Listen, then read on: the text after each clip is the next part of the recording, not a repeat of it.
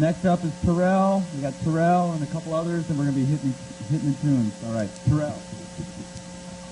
It's that time. Terrell.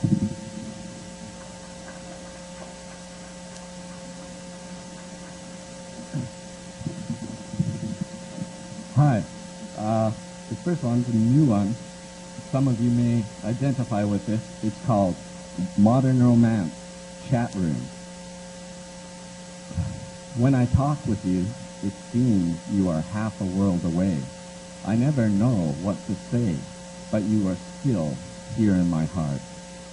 I try to chat away the distance, but it seems like a chat room.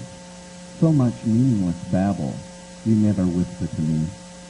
It seems like we are on MSN. Every time I really try to talk, you leave the room. And then I have to search. I send you a whisper, and you put me on your ignore list. Do I have to read your profile again to find what has gone wrong? I do not know how to reach you. Should I send you a file, the one that contains my heart, or should I just delete that part? When I look at you sleeping, you seem so close. But then we awake, and you make me feel like a chat room host.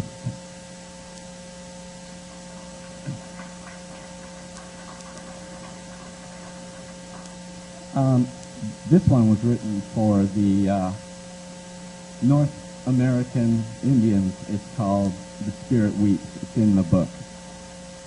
The Indians do not understand the white man. He has the power to make the rivers run backwards, and yet he rapes the land and puts back nothing. He sucks the oil from the very bowels of the earth. He takes the forests of our ancestors. The animals never return. Where he has been, he takes and he takes. He squeezes the blood from the rock. When the earth is bare and there is nothing for even the spirits to feed on, he leaves, and he says he never liked it anyway, and does not care if he has left nothing but the bare bones of the long dead for us to suck on. And then he calls us lazy because we starve and die of his diseases. He gives us his welfare and tells us we are bums. We lost the wars. We have no rights. We must live as he sees fit for us to live. We must live where he sees fit for us to live. We must live as the white man, or we must not live. The white community sees us as scum, a people to be pitied, a people that are lazy, a people that must be given everything. But we say, just give us back our forests, just give us back our animals, just give us back our land, and leave us in peace. We do not want or need your helping hand. Let us live as human beings.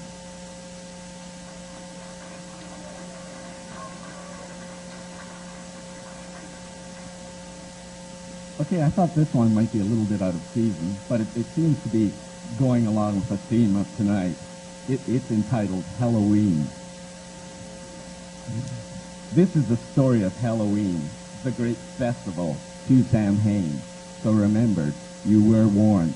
Long ago, in many places, the earth ran red, and the sky was a scarlet dust. At each altar, there was the death of the innocent. Evildoers chanted their chants. They chanted the chants of the profane. They danced the dance of the insane. Enraged, filled with evil motion, a time when the elder gods were called forth, and their minions were freed from the abyss. The mighty, murderous offspring of the elder gods. They rode across the sky in chariots of fire and sought out people with their eyes of death.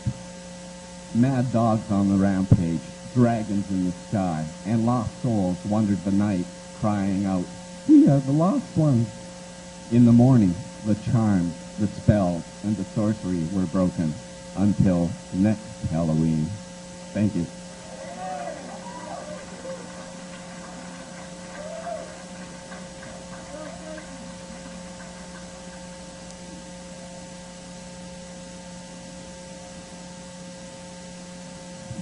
Hold tight, everybody. We're hitting the home stretch.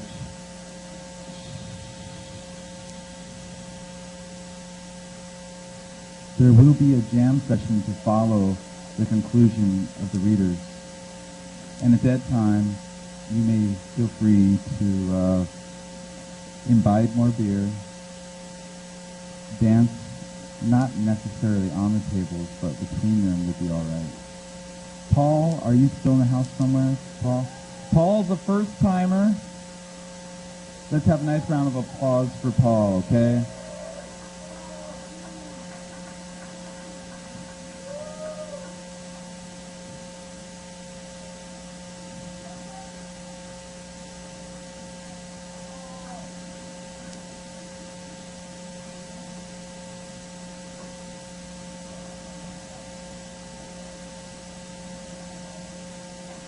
G'day. Yeah, I'm a first-time reader here, and I hope you can pick up my Aussie accent as I'm reading. So, bear with me. I got 3 pieces tonight. 2 of them are pretty short. The other one's 2 pages, about 7 or 8 minutes. I've tried to make it as simple as I can. The main piece is very metaphorical. It deals with where I live, tropical Queensland, Australia, and it also deals with my dog. She just died before you break into hysterics there. But it's actually, I was really looking to write something on her, and nothing was coming, and I wasn't really filled with that much inspiration. And I was actually sitting in a hostel in front of a computer in Zurich when my sister told me, and it amazed me because I felt nothing at all.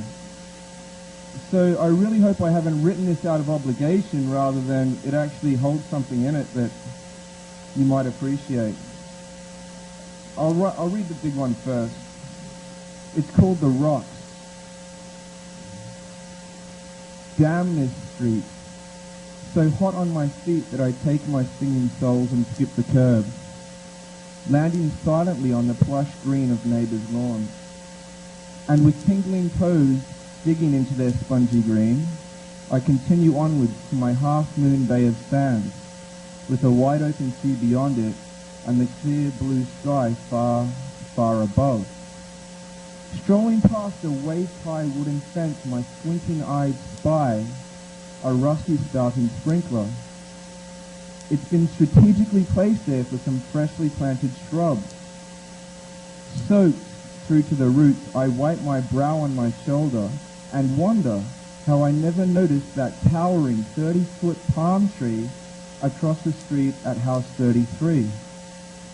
Laden with bundles of smooth faded coconuts, the fronds arch and then sag in an ocean breeze that has swept down the street to lure me onto the sea.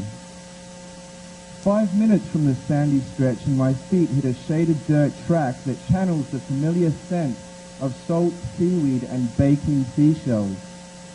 I play with the notion of drawing from the string bag that is slung over my shoulder a fact biography on Hemingway, and I feel a poignant urge to bend the book wide open with the simple intention of exposing the sad, musty pages to this wonderful day.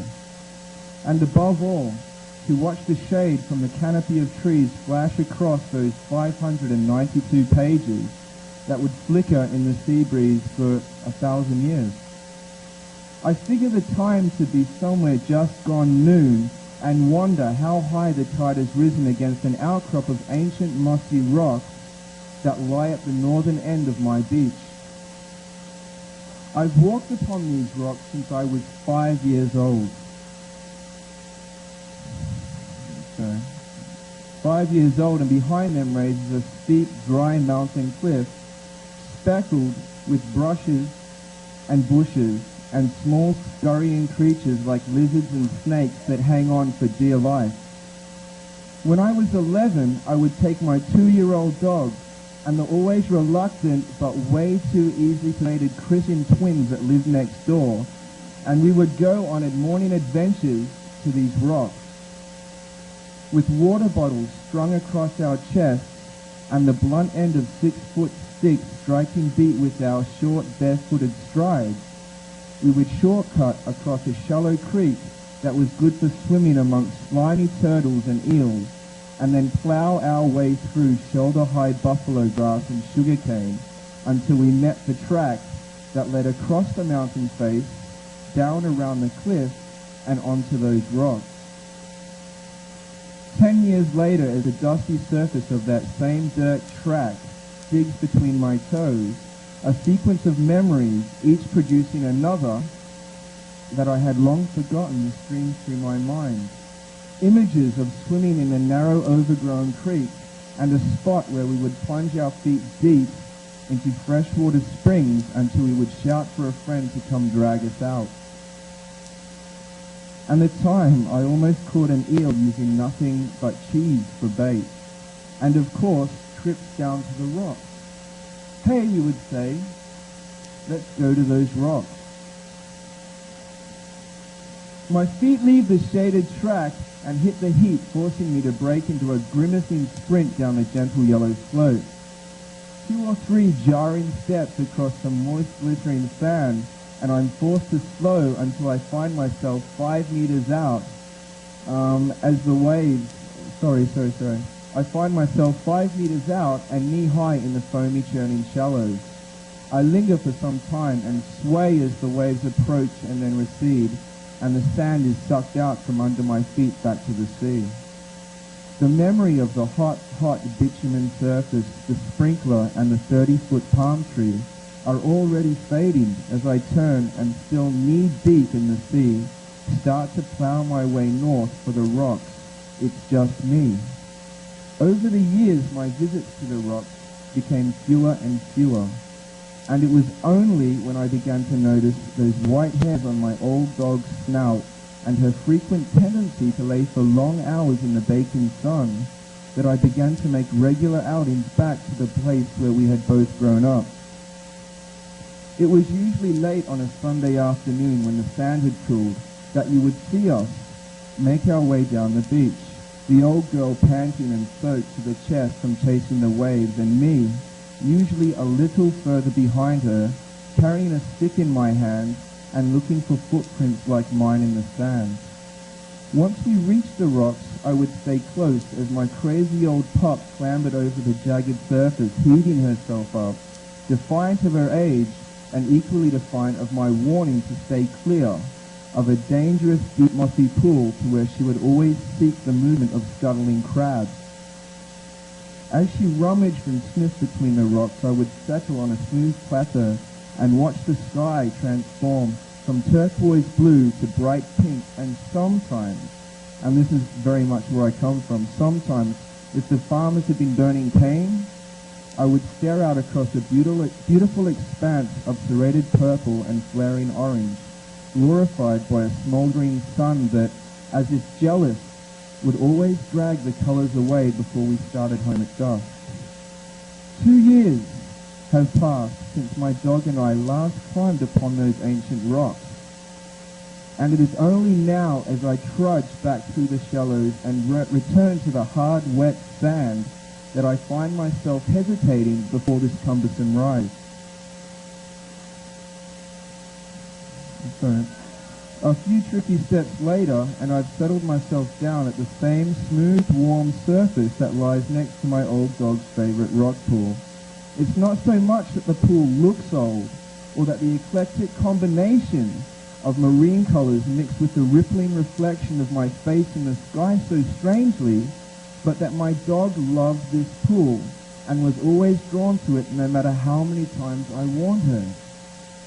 The day is clear as I gaze out across the sea, and reaching into my string bag, I take a grip on the Hemingway biography and drop it on the rock surface to watch those pages flicker in a breeze that has travelled thousands of miles to meet me.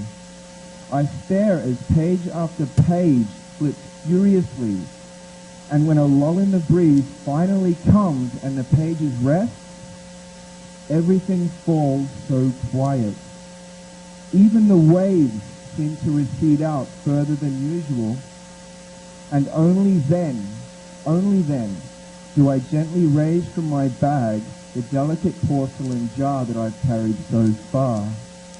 Staring down onto the glassy saltwater surface, I watch my dark reflection stare back at me, and the clouds slowly glide by as I slide the lid off and tipping, watch her ashes drift like a song down to where they belong.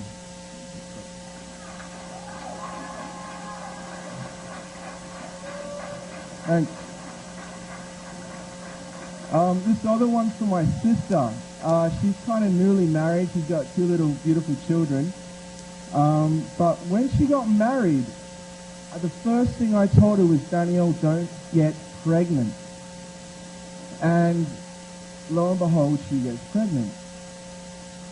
And for a while I felt really, really sad because I told her not to do it, and I've seen her make mistakes before. And it pissed me off. But I was so wrong. And this is why. For my sister. You took that step, I was there. I saw your foot leave the ground, dangle suspended in life, and then come crashing down. I thought you had made a big mistake, and I felt pretty sad. But then she arrived, and in her smile, knew you'd been blessed. And then I heard her little laugh, and watched in complete and utter awe of how much you love her. And I knew you had found a part of life that makes you the richest, most completely in-love person that I've ever known. And that makes me happy.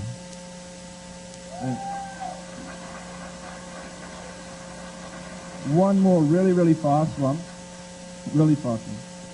It's titled, I Don't Know You and You Don't Know Me. I don't know you and you don't know me.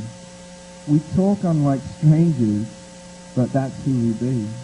We'll chat, we'll laugh, it's simple, you see. But I don't know you, and you don't know me.